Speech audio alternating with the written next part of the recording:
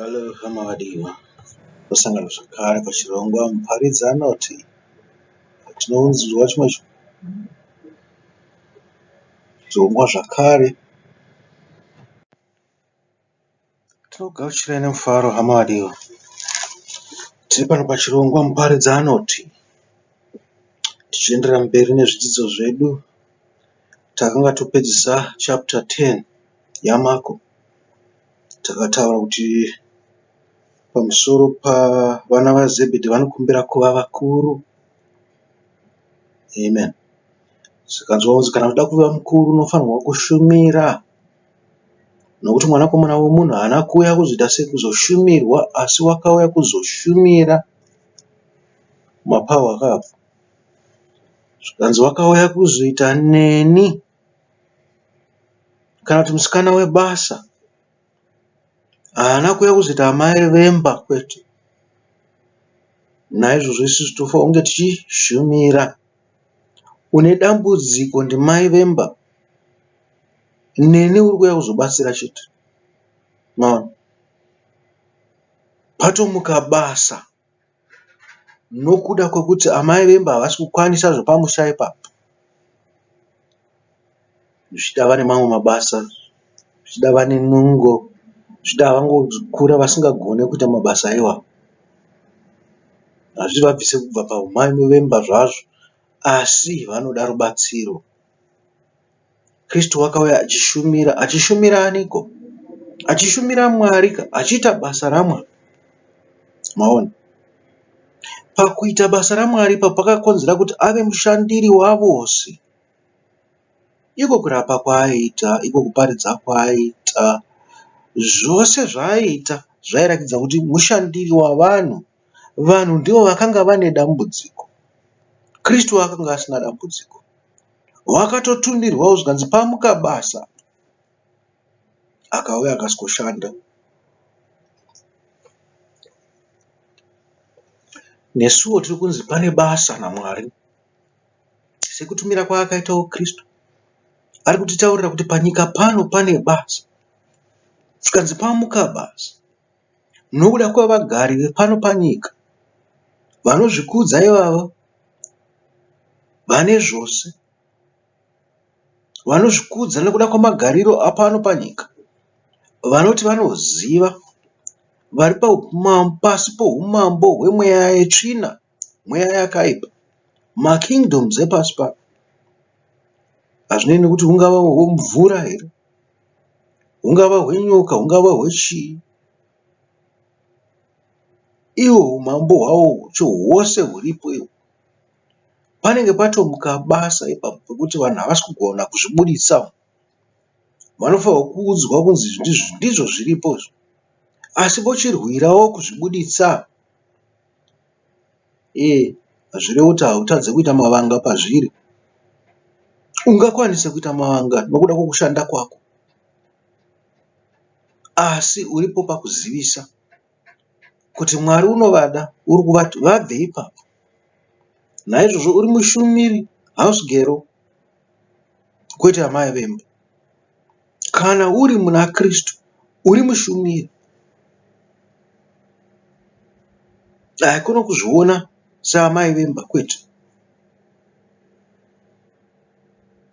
Wauya pabasa, nekuti ivavo varipo havakwanise kuzvishandira. Amen. Amen. Nhasi uno tiri kuendera pamberi nemusoro wenyaya Jesu unosimudza Bartimeo paJeriko. Bartimeus.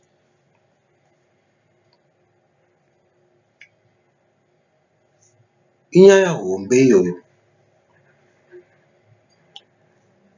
Munoziva kuti Jeriko rakanga ririro guta riye rakanzi harife rakavakwa kusvikira rakanga raitirwa mhiko. Rakaitirwa mhiko naJoshua kunzi harivakwe kusvikira pane chakati chaita. Zvikanzi munhu unorivaka, mwana wake wokupedzisira nowokutanga vanofa.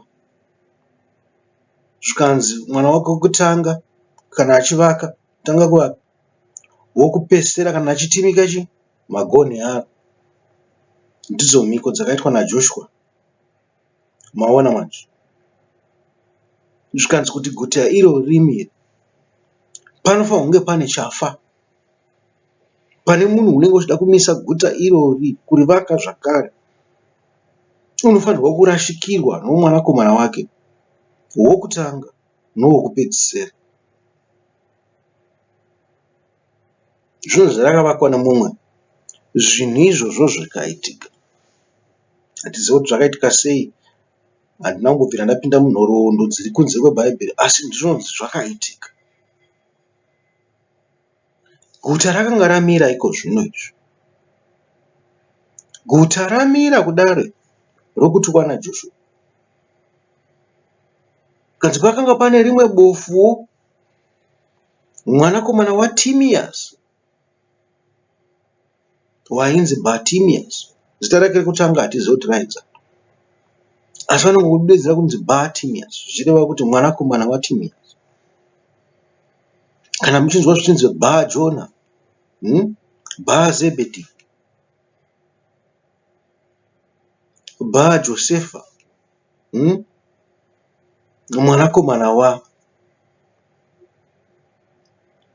Chinhu chakanaka kuti vana vadedzwe nemazita edu, handi kunzi mwanakomana wanhingikiri. Kazhinji tinodedza vana nemazita amadzibaba edu. Isusu pachedu hatizviti vanhu vanokosha. Tinokoshesa zita rasekuru, murikuona, kwatakabva, kwokutanga-tanga-tanga, nokuda kwehukama hwedu hunoita koche-koche nevari mudhuze. Hama dzakanga dzakakosha kunesu isusu.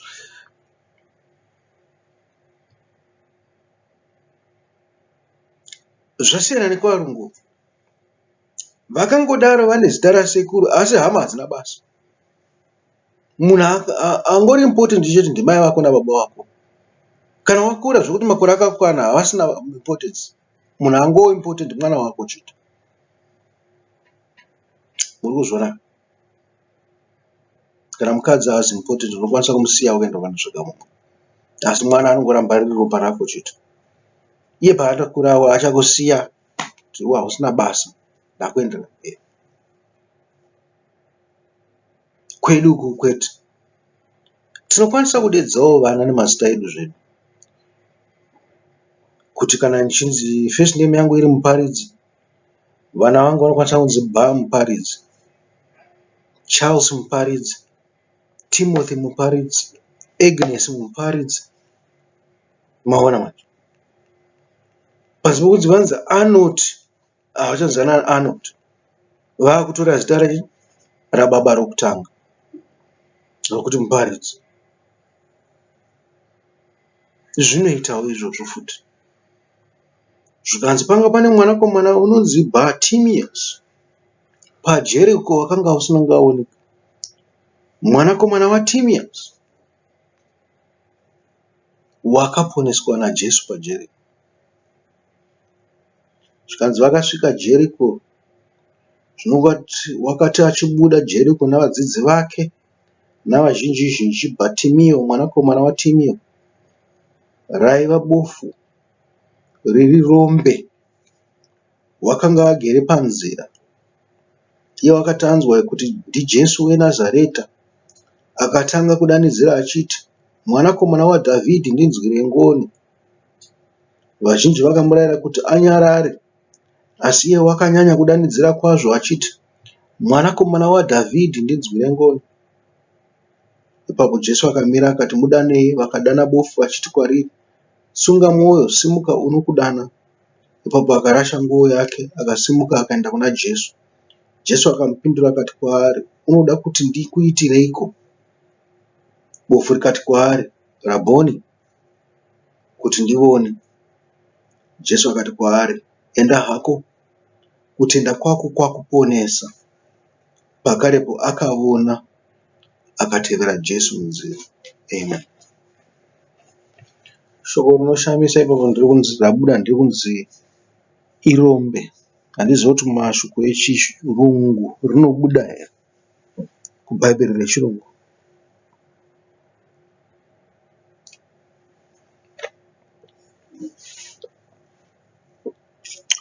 kunzi iwe uri chirema asi pamusoro pazvo uri rombe. Rombe chii? Rombe irombe bedzi.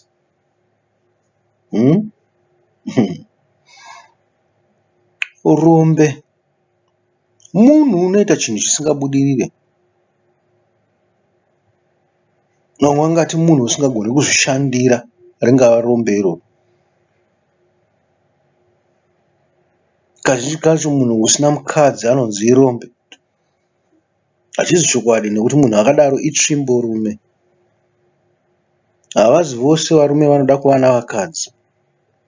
Naizvozvo havazi vose varume vasina vakadzi vasingade kuva navakadzi. Muri kuzvinzwisisa? Pane varume vanoda vakadzi asi havakwanisi kuvawana. Kwozoita varume vasinei nevakadzi vanongogara zvavo vakaita sana Pauro weTesasi nana Jesu Kristu weNazareta. Havanei nevakadzi ava. Vanongofamba chete marombe. Muri kuzvinzwa? Kana munhu asina mukadzi achinzi irombe, Kristu rakanga riri rombe. Pauro rakanga riri rombe.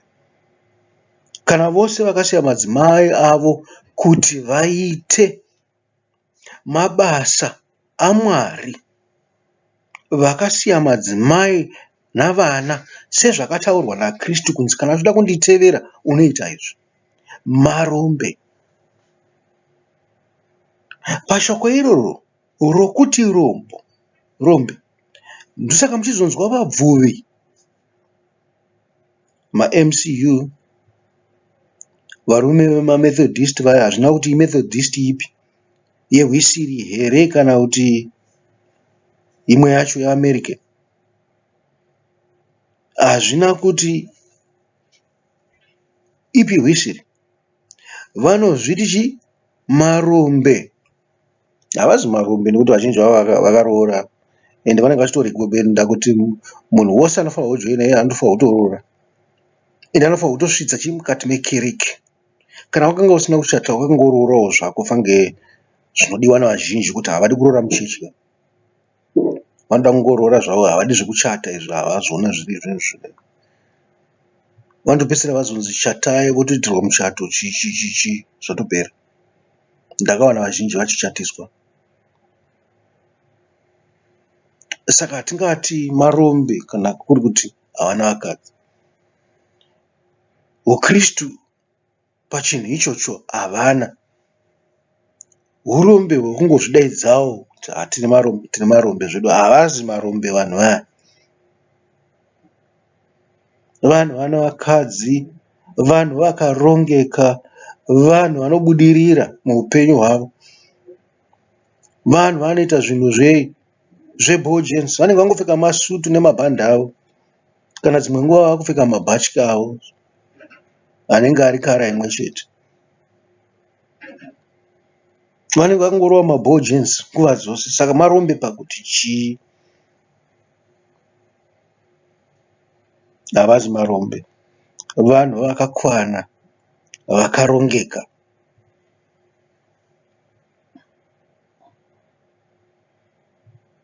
Asi tiri kunzonzi pane munhu rakanga riri bofu, riri rombe, mwanakomana waTimiusi. Kungonzi bofu chete, kunzi pane zvimwe zvinhu zvausingagoni kuzviitira. Zvida haugoni kufamba woga. Mumwe anofanira kunge akatobata chimuti uchifamba, achifamba newe pakanaka. Kana dzimwe nguva ndiwe unofamba nechimuti uchirova pasi nekumativi ose kuti ufambe zvakanaka. Maona manzvo. Zvikanzi pane chimwe chinhu chaanga asingagoni kuzviitira zvakanaka. Zvikanzi wakanga usingaoni. Kuona kwatiri kutaura apa hakuzi kwemaziso enyama, zvekuti vati musikana apfuurane napo, musikana akanaka. Kana kuti murume apfuurane napo, makutonzwa muviri wenyu usaita zvakanaka, makuda kutombobuda muchifamba-famba muchinofambira pedyo nekwaanenge achifamba. Handiko zvatiri kutaura izvozvo izvi. Tiri kutaura kuti wakanga uripo bofu pamweya, uri rombe kana uchingopembereka nenyika usingazive chinangwa chaicho chaMwari. Nhasi unoona nichinzwa mumwe anga achiparidza pamusoro pekutendeuka. Inyaya yandinogara ndichiparidza. Chikanzi kutendeuka hakureve chinhu. Kunzi wabhabhatidzwa hakureve chinhu. Maona, kana usingabuditse muchero wokutendeuka, uri rombe. Uri rombe kana wakapfeka bhatyi reMCU, bhatyi ravabvuwi nebhandi, iwe uchiita zvechihure kana zveupopu, uri rombe. Uri rombe kana wakapfeka bhatyi ero uchifamba nenzira zvichida neuroyi kana yokuromba kana kunamata zvimwe zvimwari kana kupinda mun'anga kana kutevedzera masvikiro nezvemudzime kana kungoita zvimwe zvose zvinonyangadza, uri rombe. Maona, uri rombe. Rombe rechiiko? Rombe rekushayiwa humwari. Pidigu. Maona, toti pidigu ipapo. Zvino kana uchinzi uri rombe iwe uri mubvuwi, uri rombe chairo, sekudedza kwavanozviita. Kana zvinzi uri rombe iwe uri mubvuwi, zvinoreva kuti unenge uchishayiwe chii? Uri kushayiwa zvinhu zvenyika. Muri kuzvinzwa ka? Wakasiyana nezvinhu zvenyika kuti utevedzere chii? Humwari. Pane urombe hwenyika nehurombe hwekuva kuna Mwari. Urombe hwekuva kuna Mwari ndohwokuita saKristu akanga asina kana chinhu, rakanga riri rombe. Zvinhu zvaaitevedza ndezvoumwari chete. Uri rombe renyika kana usina zvinhu zvinotariswa nekuemerwa nenyika, like mukadzi, vana, motokari, imba, pfekawo mabhojens, mukadzi wako achipfekawo zvakanaka, navana vachipfekawo zvakanaka, vachiendawo zvikoro zvakanaka, vasingadzingwe-dzingwe, uchibhadharawo rendi yako in time, kana kuti une imba yako yawakazvitengera, une basa, kana kuti uri businessman. Waona, zvinhu zvenyika izvozvo izvo. Uri rombe pakushayiwa humwari zvako, asi une zvinhu zvenyika. Munhu rombe rokuna Mwari uku rinenge risina zvose zvaunazvo izvozvo, asi ari chii? Mukuru muusha hwaMwari, uchishingaira muusha hwaMwari. Zvino kana uchishingaira muushe hwaMwari une zvinhu zvose izvozvo, uri rombe here? Kwete, hauzi rombe in any way. Uri jaya mupfumi. Wakapfuma pane zvose. Zvinonzi naKristu, siya zvose zvaunazvo zvenyika uite rombe unditevere. Amen.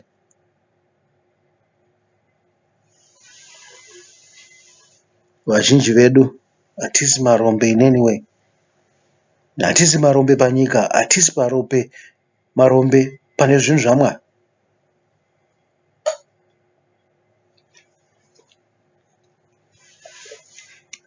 Tiri vapfumi, tiri ana jaya mupfumi, tinazvo zvose. Zvanzi Kristu wakatarira akamuda nokuda kwekushingairira zvinhu zvake zvaMwari, nokuda kwekuchengetedza murayiro. Zvanzi pane chinhu chimwe chete chausina. Zvanzi siya zvose zvenyika izvo zvoupfumi hwenyika, unditevere. Uve rombe rakakwana. Chii chiri kutaurwa naKristu? Wabvisa nguva pane zvinhu zvenyika, waisa nguva yako pane zvinhu zvaMwari. Uchiri kugovana, kana uri pane zvinhu zvenyika, usiri rombe ineniwe, uchiri kugovana zvinhu zviri kukakata zvenyika nezvinhu zviri kukakata zvomweya. Zvikanzi haungashumire zvose izvozvo pamwe chete. Dzimwe nguva uchada zvenyika ukatadza kuda zvaMwari, kana kuti uchada zvaMwari ukatadza kuda zvenyika. ZvaMwari zvichakwira nepesenteji, zvenyika zvichidzikira. Kana kuti zvenyika ndizvo zvinokwirira nepesenteji, zvaMwari zvichidzikira. Pano kakatwana, Kristu akati uya ungokwidza zvaMwari chete, ungoshingairira pane zvinhu zvaMwari chete, wosiyana nezvimwe zvenyika zvinenge zvichikutambudza nerumwe rutivi. Nekuti pakukutambudza kwazvinenge zvichikuita zvinokonzera kuti uite chivi, utadze. Rombe. Hamuzi marombe vazhinji venyu. Bofu. Tikati kubofu chi? Kutadza kuona. Naizvozvo takadzokera panyaya yajaya mufumi. Rakanga riri bofu here?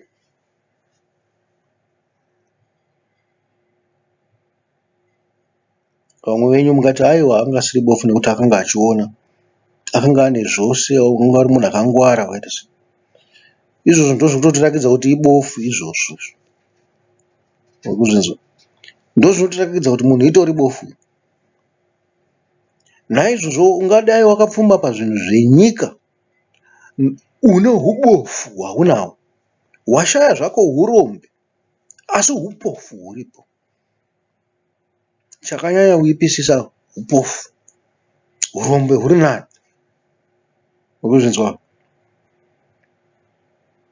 Kana une upofu, zvinoreva kuti shoko haurinzwe, hauri understanding.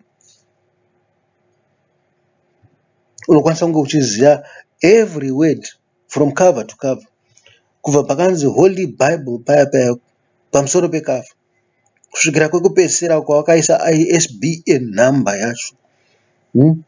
Uchiziva every word riri mukati meBhayibheri, asi kana pasina nzwisiso, ukunzi uri bofu, hauna maziso okuona emweya. Ndozvazvakaita vaJudha vazhinji. Ruzivo vakanga vakakwana neruzivo, vakanga vane hufumi hweshoko reMwari.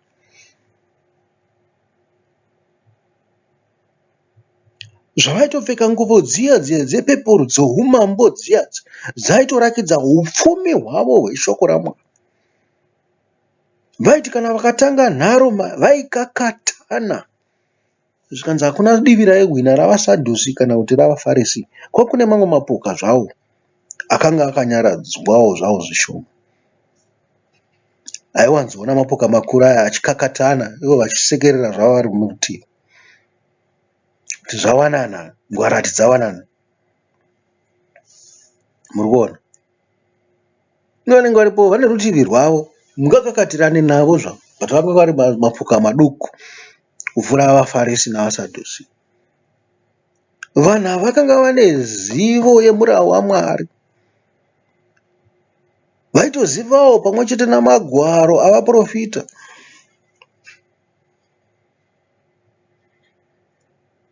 Asi vakanga vasina uchenjeri hwaMwari. Vakanga vasina maziso emweya.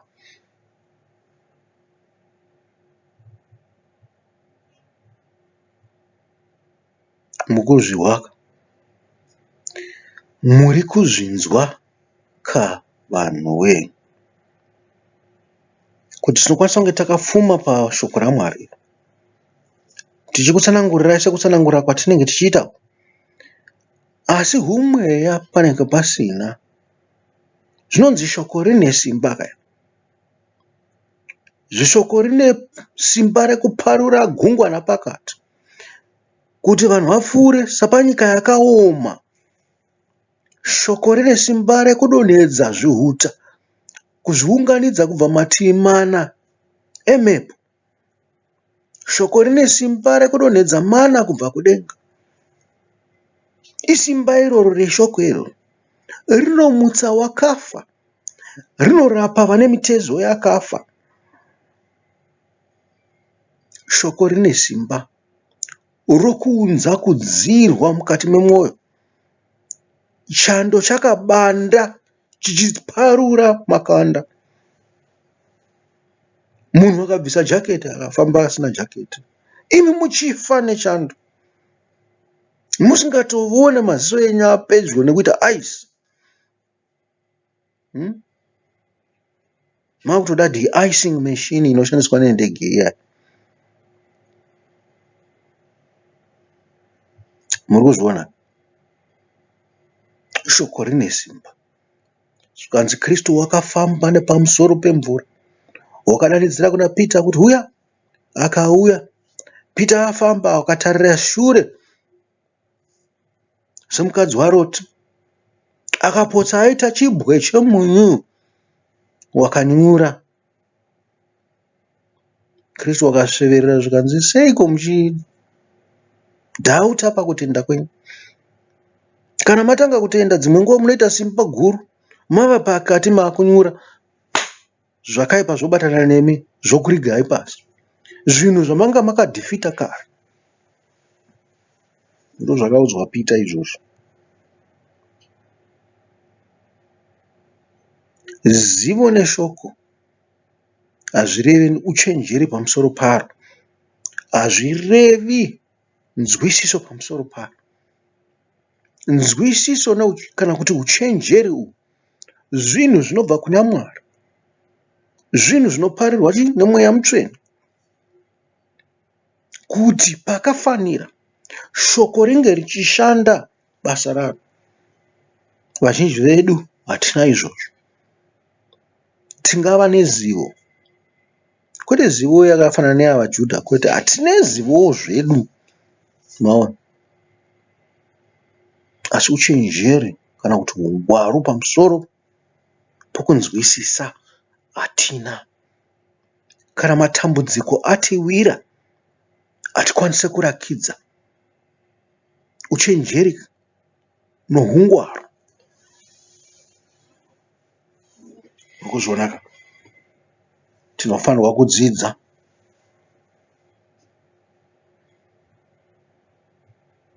Kana tadzidza, tokumbira uchenjeri kuna Mwari. Nzira yezivo ndeyekutanga wabvuma kuti uri demhe remunhu. Musoro wako wakafanana napotonjere, wekuti ihari mukati umu hamuna kana chinhu. Kuti kana mhepo yakapfuura nepo unozoti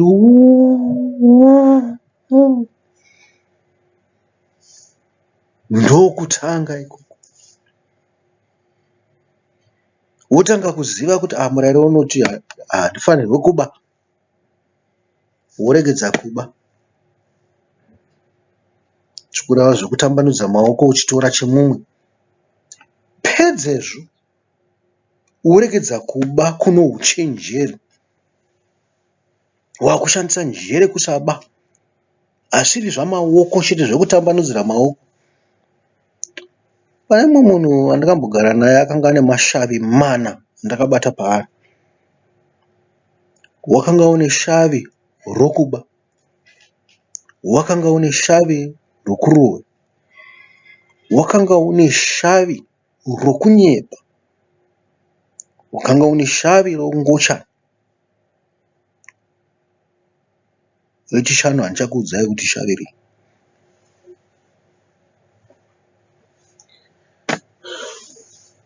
Zvinoitika izvozvo. Anongonzwa kuda kushandisa maoko ake so pane zvinhu zvisiri zvake. Kunyepa haagoni kutaura kana chokwadi.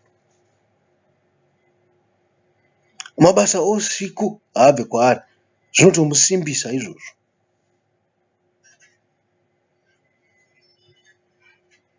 Nemweya wauya nezvinhu izvozvo izvo unomushandisa pane zvakaipa zvoungochana.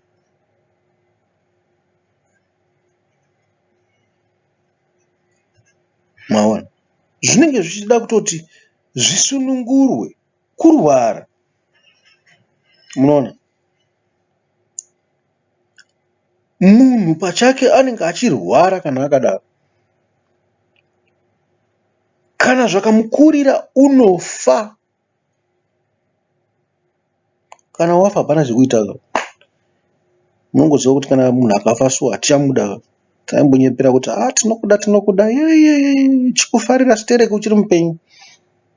Asi kana wafa chamari tita kuti taverenga mazuva kuti wafa kwemazuva mangani. Kuti Bartimeo afa kwemazuva mangani. Uri kunzwa? Akufanirwa kuchinorashwa manje. Munhu wakomana wamaigara naye, munhu wamaifamba naye, muchidya mese, muchiita zvose, mafunga kunomurasha. Timise kana 6 feet pasi apa, 12 feet kana chikwanisa, asadzoke zvakare. Aurere ipapo. Hatozongobhaizira kuitawo dore rehonyeso. Nekuridza tungoma tichiti gindingindingindingindingindingindi. Tichiti dzoka mumusha, dzoka mumusha, dzoka mumusha. Hanzi mweya dzoka mumusha. Munhu wamataura. Makuda kuti mweya wake udzoka mumusha kuti imba inhuwe yose.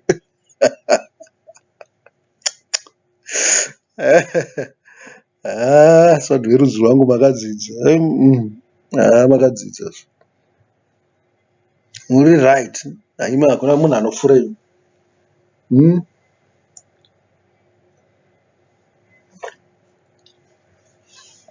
Hanzi mweya wakaora uya wamamba. Wamamba tichabuda. Achidzoka kumba mamisa 6 feet down. Kumari kungomuchengeta mumba manje. Anozoti nhuvira. Hamudi kunhuhwirwa nemweya. Zvinonhuhwa mweya. Mumisa pasi. Mweya ngausonga kumba. Ndipo pamunozodedza madhimoni ipapo. Chiti madedza mwe. Dhimoni rinoziva kuvura imimi. Rinoziva sekuru vako. Rakataura navo. Sekuru usina kumbobvira waona pasina kana picture yavo. Rinokuudza. Rinokuudza vari kumatendera, vari kwose kwose kwamunoziva. Rinokuudza kana pamakasiya kana kunana Sudhani chaiko. Kunana Tanzania. Rinokuudza kuti Shaka Zulu wakanga usiri mwana kukomana wanga asiri mungoni. Rinokuudza zvese izvozvo. Nekuti rinenge richiziva rakanga riripo zvinhu izvi pazvaiitika. Haungapikisana nariwo hauna zivo wakazvarwa zvako nezuro. Chii chavanoziva? Uri kurarama upenyu hwako pamwe hauna kana 40 years chaidzo. Kana 50 hausati wasvitsa. Half a century chaiyo. Iro rakanga riripo donga ratoni thousands of years riripo. Maona manje. Tidzokere kunyaya dzedu idzi. Kanzi iye wakati anzwa kuti Jesu weNazareta. Kumbare kune chipatara chinonzi Nazareta chinonzi chema-infectious disease. Akatanga kudanidzira achiti mwanakomana waDavidhi ndinzwire ngoni. Zvikanzi ndoda kurapwa. Ndinzwire tsitsi yako mana ndatambura. Ndiri Rombe remunhu. Handivone. Handinzwisise zvinhu zvoumwari. Ndinzwirewo ngoni akomana. Chandakanyanyopara chii? Chakanyanyoparwa namadzibaba angu chii? Chekuti ndinogara ndiri murima nguva dzose. Vamwe vanhu vari kufamba mumweya. Vamwe vari kutoisa vanhu maoko pamusoro vachipora. ini ndinongoita sei handingori Rombe zvangu, ndinongoita kunge ndiri munhu wemukereke. Kana kukudzwa navamwe vari mukereke handichakudzwa, navana mukereke havachandikudza, nekuti hapana zvandinomboitawo. Chandinongoziva maybe kungonyora mumabhuku so kana kungopa vanhu marisitsi, kana kuti vanhu garai apa. Zvomweya chaizvo zvokuti ndiparidze zvine mutsindo, kana zvokuti ndirape vanhu namaoko angu handina. Ndinzwirewo tsako. Kana ndikaparidza vamwe vanongoti asi panoparidza vamwe vanenge vachiti amen. Mwanakomana waMwari, zvinhu izvi ndezvenyu. Ndinzwirewo ngoni. Manzwa muteuro wacho pauri? Muteuro kuti muteuro wenyu wamunopiwa vaprofita venyu venhema vaya vekumapostori vanobatanidza zvinhu zven'anga, zvinhu zvouroyi. Munhu wakadaro zviti muprofita futi? Hazvigoni. Hakuna muprofita wakadaro. N'anga dzakaita neuroyi hwadzo. Finish, full stop. Hakuna n'anga inonzi muprofita. Vakaita zvaiita Mozisi, zvireva kuti vaprofita. Kunyengera, unyengeri ihwo.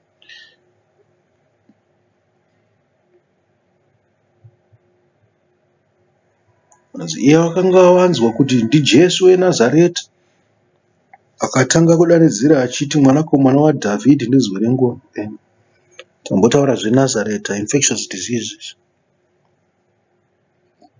Pamwewo wakainfectwa nechimwe chinhu chakagara pauri, chouroyi chawakatemerwa nyora, kana kuti chakadzika nemuropa ramadzibaba ako, kana kuti wakaita mukadzi akanga uri woumambo hwapasi pemvura, mukadzi unobata zvinobata-bata, akakutemera nyora wakarara, dzokumusana, dzemumusoro, kuti akuise kuumambo hwemvura, umambo hwenyoka, kana kuti wakakiisa mazamu emukadzi unokwevera kune umambo hwakadaro, wakarara naye ukasazomuona zvakare, kana kuti pane vakakutora urume hwako vakaenda vakanopa kwavanohupa vakadzi vechiroya, vanongoramba vachidaro nyangwe nanhasi. Unoda kuenda kuNazareta iwe? Unoda kuiswa muchipatara cheNazareta? Wafanana nemunhu ane TB yakakwidza. Kumashambanzou ndokwaunofanirwa kunopinda iwewe. Kwataisa vanhu vane AIDS vaya, mazuvano hakusina AIDS, ingori AIDS zvayo. Kudhara AIDS yaityisa. Zvaityisa kuona munhu ane AIDS. Kana hure dzimwe nguva waitombomira kwenguva yakati, uchitya, kwete kuti unonamata, kwete, waingombotyawo kwenguva kuti kumana zvinhu zviya zvinouraya. Asi shiri ine muririro wayo. Inomboti garei 1 week, 2 weeks, 3 weeks, anenge adzokera mune zvinhu zvake. Muri kuona? Tati kuda kuenda kuNazareta, ukuda kurapwa naye naIshe Jesu Kristu. Zvikwenzi zvinhu zvoumambo hwenyu munozvinzwisisa imi Ishe. Bvisai ubofu huri mandiri. Ndakaromba nezvinhu zvenyika, bvisai. Upfumi hwepanyika, ndinzwisise shoko, ndifambewo mumweya zvinoita vamwe. Kwini ndini ndakadini? Ndini ndisingadiwe naMwari here? Chandakapara chii? Chakapara madzibaba angu chii? Tauraizve, ndirevurure. Kana ndichiripa, ndoripa mhaka yacho.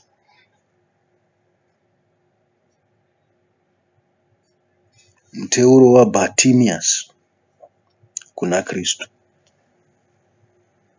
Aiwa, dai Kristu atiregerera nokuda kwezvivi zvamadzibaba edu. vaiita zvinhu zvanga zvisingabvumidzwe pamurava wenyu, vaimwa ropa rezvipfuwo, vachiita zvemudzimu, vachiita zvemasvikiro, vakanga vakaromba, vakanga vasingateerere shoko renyu. Tiregererei pazvinhu zvose izvi. Muregerewo nezvivi zvedu zvokushayiwa uchenjeri, zvokuzvikudza, zvokukudza zvinhu zvepanyika tichitadza kukudza zvinhu zvaMwari. Tinzwirewo ngoni, Mwari wee, mutiponese. Tarirai nyika zvayaita.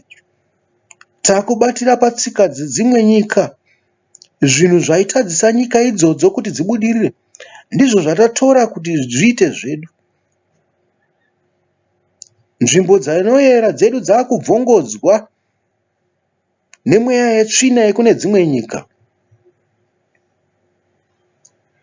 Zvinhu zvavo zvakuuya kunzi zviuye kuzogara panzvimbo dzedu dzinoyera, kuti imi mubve kwatiri, mutame kubva panyika yedu,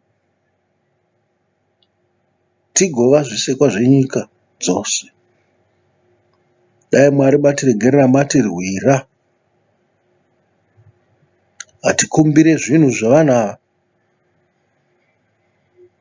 hatidi zvinhu zvavo, ngazvidzokere kwavari. Zvisatikanganisire nyika yedu, zvisatikanganise isu pachedu. Nhasi tinoti tuhari twese twatakaisa mumakomo panzvimbo dzinoyera, kunyika kwakaitwa vane madhimoni panzvimbo dzedu dzinoyera,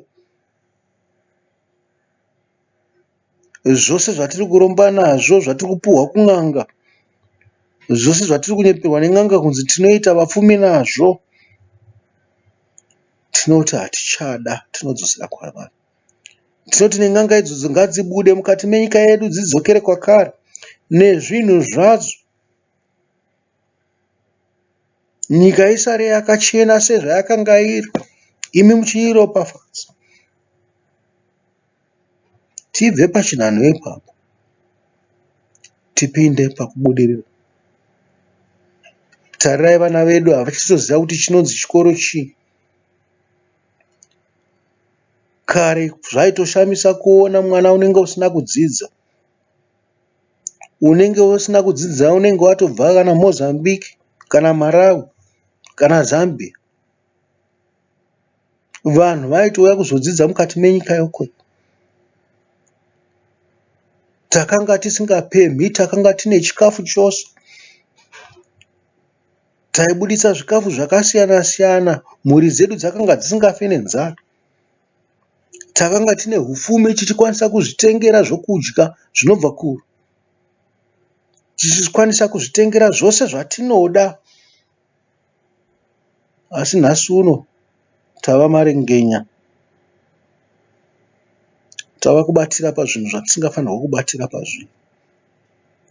Mwari tinzwirei ngoni, tinzwirei nyasha. Jesu mwanakomana waDavidhi, tinzwirei ngoni, mutirape, mutisuke zvakare.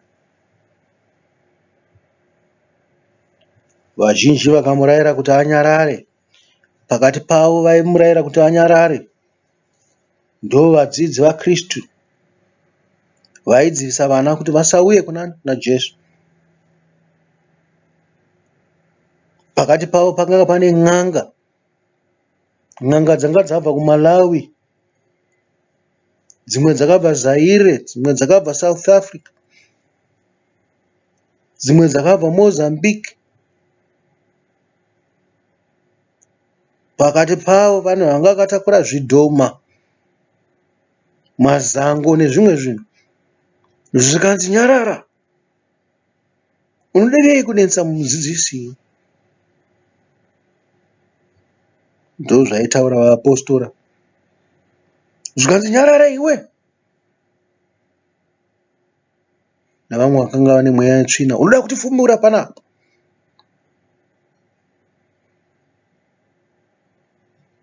Asi munhu wakaramba achichema, Jesu mwanakomana waDavidhi, ndinzwirewo ngoni. Munhu waitsvaga kunzwisisa nouchenjeri hwezvinhu zvedenga, achida kusiya zvose zvoupfumi hwapanyika. Zvose aida kusiya kuti ateverere Kristu. Ati ndoda uchenjeri, ndodawo kunzwisisa. Hanzi wakatodanana kunyanya kudanidzira, akatoshamatata kuita kompetisheni nevaya vaimunyaradza. Hanzi Jesu mwanakomana waDhavhidha, ndinzwirewo ngoni. Jesu mwanakomana waDhavhidha, ndinzwirewo ngoni. Zviya zvavakuti vamunyaradza haachatozvinzwa. Atoziva kuti uno ndo mukana wangu, ndakapotswa panapa naKristu, ndapera basa nevanhu ava. Handingapinde muumambo hwokudenga. Wakadanidzira zvakanyanyisa. Kristu wakanzwa tsitsi pamusoro pekudanidzira. Ipapo Jesu akamira akati, mudanei. Vakadana bofu vachiti kwaari, tsunga mwoyo, simuka unokudana. Vakumusimbisa manje, achimuumbira zvanzi, wadedzwa iwo, enda, wadedzwa. Nyadzi zvadzinoita. Vamwe pavari kuti tsunga mwoyo, vari kuti usazotifumura ikoko. Vamwe vari kuti haiwa, ita paka stedi, akudana. Ita stedi uende kwaari. Stedi yechii ndinoda kuponeswa? Ndine madambudziko ari pandiri panapa. Ndine mweya yetsvina yandakatemerwa navaroi. Ndoita stedi yechii yamura kuti ndiite stedi pa? Handidi zvoumambo hwapasi pemvura. Handidi zvoumambo hwadhiabhorosi. Hapana stedi yandinopaka panapa. Ndashamatata kusvikira ndadzwiko. Kusvikira abvisa izvo zviri pandiri izvozvo. Wazvidzosera kwazvakabva.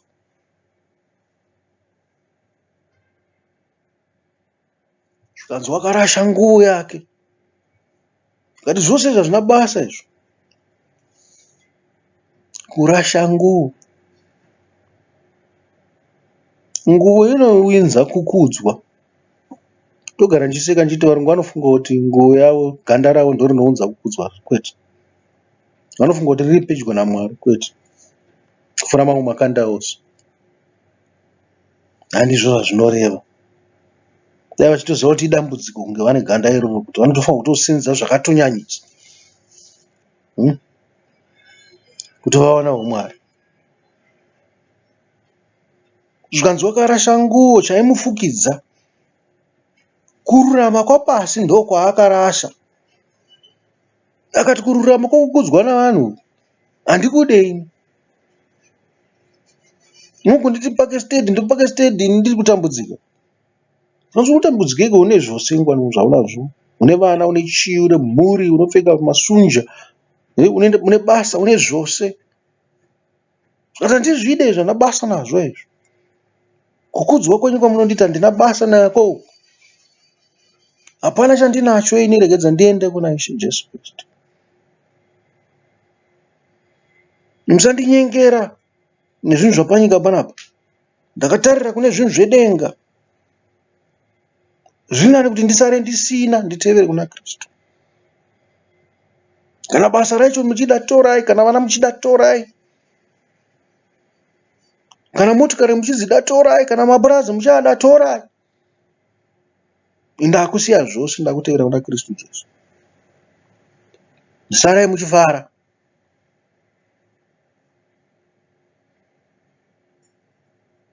Hanzi akasimuka akaenda kuna Kristu. Jesu akamupindura akati kwaari, unoda kuti ndikuitireiko? Chii chaunombonyatsoda panapa? Kristu anogoti unoda kuti ndikuitireiko? Iye aona munhu ribofu. Anogobvunzirei? It's obvious kuti munhu anoda kutaura. angafunge here kuti ari kuda kuuya kuzokumbira kana kuti chimbonipewo kana 10 drachmas ndimbowana chokudya? Kuti ndarasha nguo yangu chimbonipewo yekuti nditenge imwe nguo yakanaka.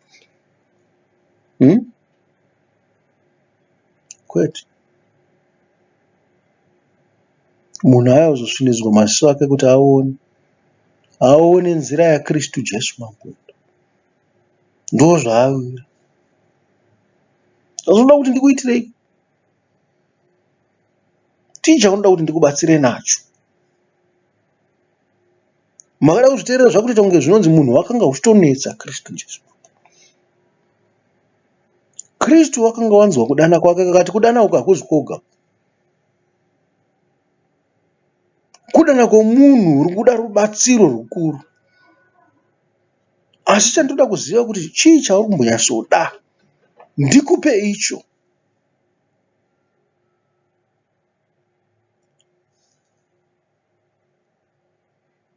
Bofu ikati kwaari, Rabhoni, mudzidzisi, ndoda kuti ndione. Kanzi mudzidzisi, ndoda kuti ndinzwisise mashoko enyu. Ndoda kuti ndinzwisise shoko raMwari. Ndifambe mariri. Ndiuye kuna Mwari. Ndo vamwe vaitaura kuti uri kuna Mwari kudhara. Uri kuda Mwari wakaita sei? Madhimoni anenge achidedzera. Tarisa, Mwari akakupa zvose izvi, motikari akakupa, masutu unopfeka, bhutsu dziri pointed unopfeka, masokisi akanaka unopfeka, dzimba dzakanaka unadzo. Hautoziva kuti unorara kupi? Mombe unazvo, motikari unadzo, mapurazi unadzo. Matura ako anogara akazara nezvokudya zvakanaka. Vana vako vanoenda kuzvikoro zvakanakisisa. Vakadzi unavo, magirlfriend, hobo. Hama dzako dzakagara zvakanaka. Chii chaunoda? Uda Mwari akaita sei? Kanzi zvose izvo hazvina basa izvozvo. Handidi kuda kunzwisisa shoko raMwari nokuriita. Ndoda kufamba naKristu Jesu Mambo wedu. Kana Kristu ari mwanakomana waMwari, ari Rombe sezvaari, asina kana sutukesi chaiyo, haana sutukesi yaanofamba nayo. Haana kana kurongeka munhu. Kana mwanakomana waMwari asina kurongeka zvakadai, ini handisi kuda kurongeka kwapanyika. Ndoda kuita saiye. Ndoda kugara ndisina kurongeka zvapanyika. Kristu ndoda kuva sei? Mwari angazombotsuzaka munhu asina kana chaanacho, achisiya vane zvizhinji namaprista akanga ariko ose. Haangazombochuza zvinhu zvakadai.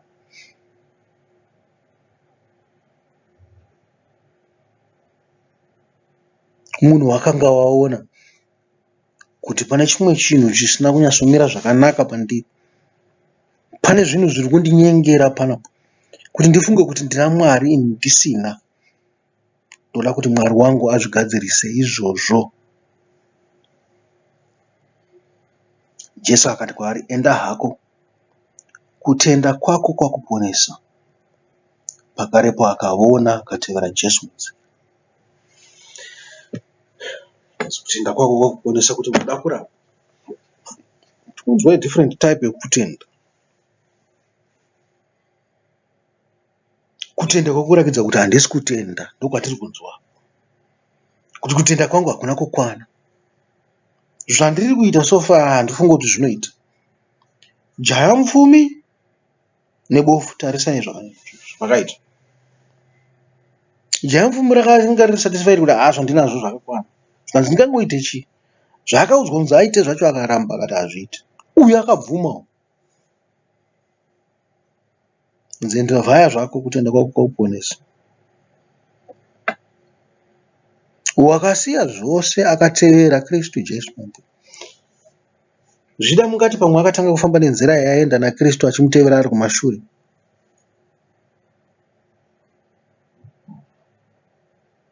Unokwanisa kunge akangobva ipapo Wakasananga Jerusarema akatonanga Garirea kunoparidza iko. Haana kutombwana kana nenguva yekuti hama dzangu takuenda ndakumbira kunoparidza ndichiteverera Jesu. Haana kuzwana izvozvo. Wakangobva pakanga pane vanhu vakatotanga kundoita basa raMwari pasina goodbye, pasina kuti nhinge wozosara uchitora chakati, nhinge wozotora chakati. Wakanga watosiyana nazvo. Ranga ratova dambudziko raMwari. Upfumi hwake hwakanga hwava dambudziko reMwari. Wakaenda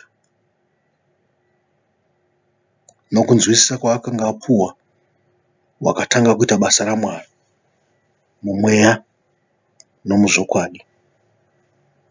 Amadiwa, upofu huripo, urombe huripo.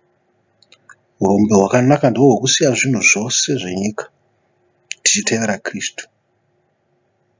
Ndihwo urombe hwakanaka, nokunzwisisa shoko kuti rinorevei nokuriita. Ndizvo zvinodikanwa naMwari. Naizvozvo chengetedzai mirayiro yake, murakidze kururama kwenyu, pedzezvo muzvitsvagire uchenjeri, ungwaru hwezvinhu zvedenga, muve nekunzwisisa. Idai Mwari wenyu sezvamunozvida imi. Mudewo wakwako sezvaunozvida iwe. Kanzida Mwari wako kupfuura zvinhu zvose.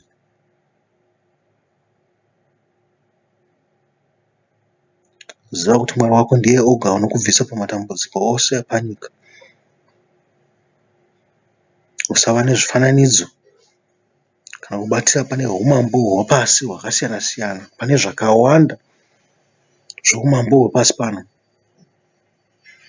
Kudza zita rake nguva dzose, murumbidze, uriite rinoyera. Zivisa masabata ake kuvanhu. Ukudze baba vako namai vako. Tina baba mumwe chete uri kudenga.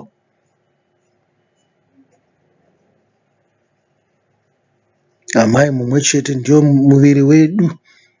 Ndiyo kereke yaMwari inogara Kristu, inogara Mwari wedu. Zvikanzi musaurayane, musabirane, musaite upombwe, musarevererane nhema, musaitana ruchiva kana kuchochorana. Zvose zvinosvibisa temberi dzenyu ngadzive dzemweya mutsvene. Kana mweya mutsvene uri pamuri, mune nzwisiso, mune uchenjeri nohungwaru. Amadiwa, chisarai zvakanaka, Mwari akukomborerei. Kusvikira tichisangana zvakare pachapter 11, ndini wenyu paridza anoti. Amen. Amen.